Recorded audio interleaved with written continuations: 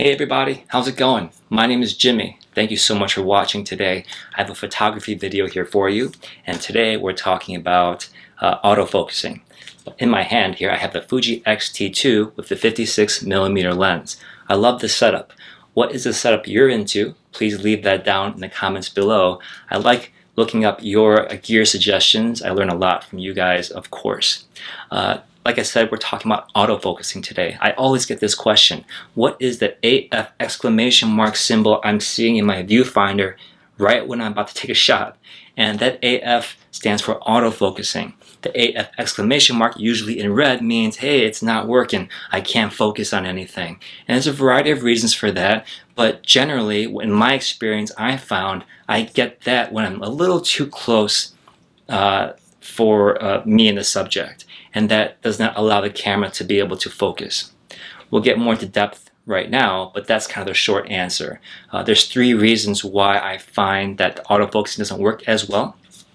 Whether it be in zone focusing or single point focusing, you might be too close, it might be too dim, or there's nothing really of interest that the camera can grab onto. So those are my short three reasons. Let's get into that right now. The first one that I mentioned is that you're probably too close to the subject. You see, every lens that you have, especially with these kinds of cameras, has a different focal length, right? So if I have a 56mm prime lens on my camera right now, this is a crop sensor body. So 56 with a crop sensor, we're going to be at 85mm, meaning that this is not a macro photography lens, meaning that I can't get really up close and personal to a subject or a piece of food or a toy, whatever it may be I'm trying to take a picture of. It won't work. The camera will be like, I can't do this, I'm too close, please step back. That's pretty much what it's telling you. At least my first reason is anyway. You can get a different lens that has a shorter focal length. For example, I have a 35mm, but with that and a crop sensor, where are we at? 50mm, right? So now we can be a little closer. So where does this really come into play? For example, if I'm at dinner with some friends and I want to document taking pictures of my friends who sit right across the table or the food right in front of me, do you think this camera and this setup will work very well?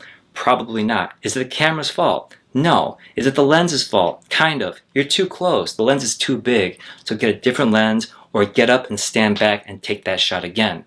But you see, that might affect your composition, right? So just think about what you're doing and how that could affect things. But yeah, you're probably too close to your subject.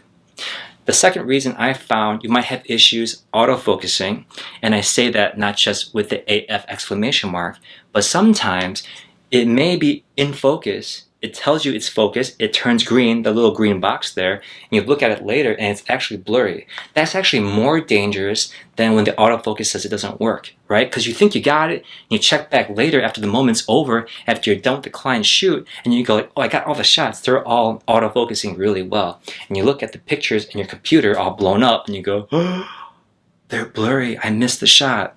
That's really dangerous. And that's what happened to me a few weeks ago when I was working for a client. I was taking some pictures and they're all focusing, and I looked at it and I zoomed in and I go, oh, they're actually kind of blurry, right? They're even more blurry than I thought upon inspection later.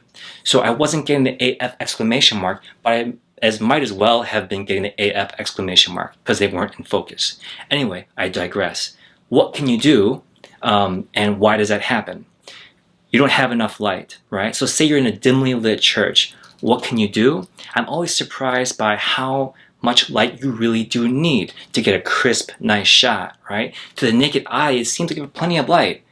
But while there's ways to adjust that, it always works better when you have more natural light coming in. You can introduce more artificial light, you can turn on a switch somewhere, bring in more lights, use a flash, a strobe, right? But what if you can't do that? Let's go back to the example when I was working for my client a few weeks ago. I was in a house, it seemed to be pretty well lit, but it wasn't because I was getting blurry pictures. So what could I do? That's when you fall back on your skills of manipulating these dials here. My aperture was as big as I can go.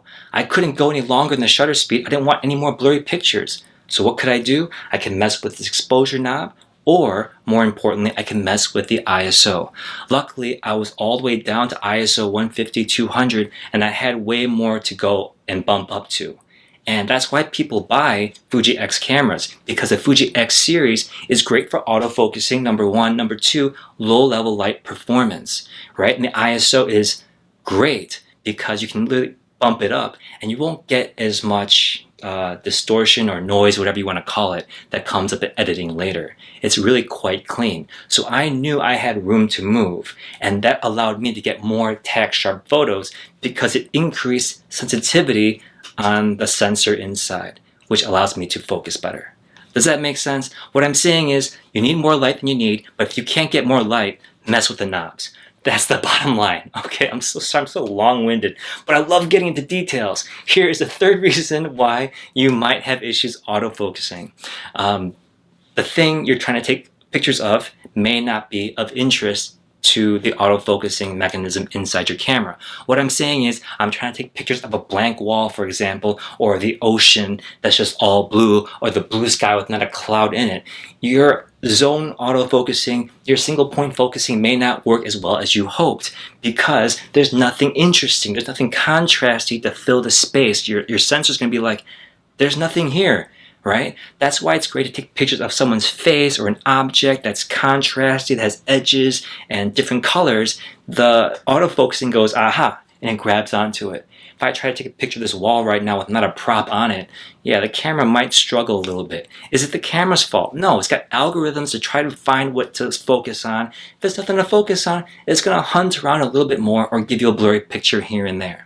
Just because the autofocus on these cameras, on any camera nowadays, are so advanced, it doesn't mean it's perfect.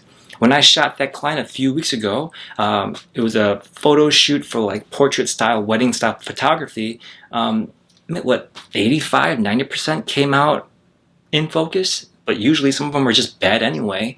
So you never really know what you're going to get. The autofocus there is a tool. It's not some fail-safe 100% of the time thing. Does that make sense? My fourth reason that I found that I usually have problems out of autofocusing, the AF exclamation mark, or just blurry pictures in general, is a combination of the other three reasons I just mentioned. Perhaps there isn't enough light and you're too close. Perhaps you're too close and there's nothing of interest to take a picture of. You see what I'm saying? So simply by backing up, as I mentioned in the very first part of this video, we'll solve a lot of those issues. But it'll mess with your composition, which you can possibly fix later by cropping. I don't know. That's up to you and your artistic desire. One more thing I should mention is that the focusing, the autofocusing on your camera and lens, that combo there, works better generally if you are looking through the crosshairs and focus points in the center of the lens. If you're trying to focus in the outer outskirts of the lens, in the field there inside your camera, the focusing isn't going to be as reliable or as fast as when you're shooting through the middle or near the middle of the lens.